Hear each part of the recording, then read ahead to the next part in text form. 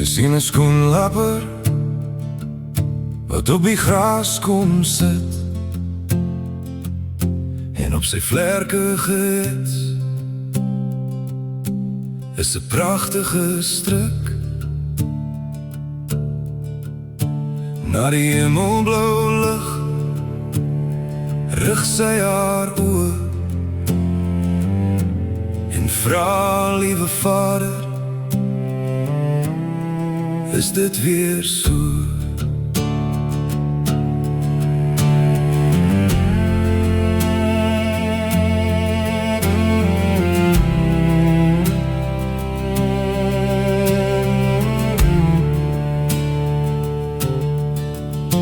Klein Kylen is gebore, 'n geskenk van bo.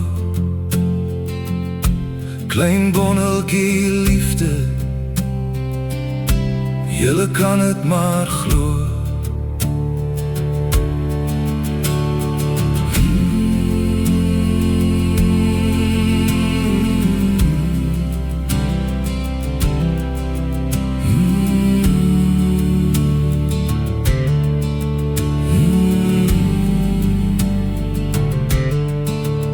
Ek sê dankie, liewe Vader, vir hierdie pragtige kind. En ek bid dat sy altyd haar pad na U sal vind. Ek bid dat U haar baie gelyk sal maak en haar veilig deur haar lewe sal dra. Ek bid, liewe Vader, hoor haar U seën en dat U haar met U bloed sal verseël.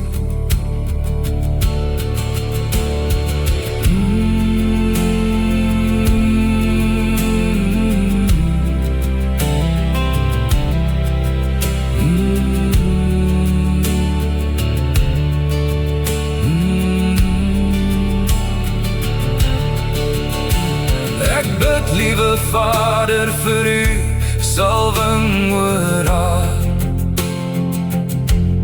en dat sy altyd in haar hart sal bewaar.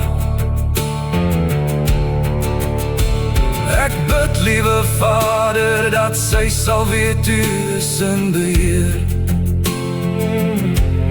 en dat sy deur haar hele lewe uit die woord sal leer. Ek bid, liewe Vader, dat haar geloof sterk sal wees en dat ander deur haar lewe U liefde sal beleef.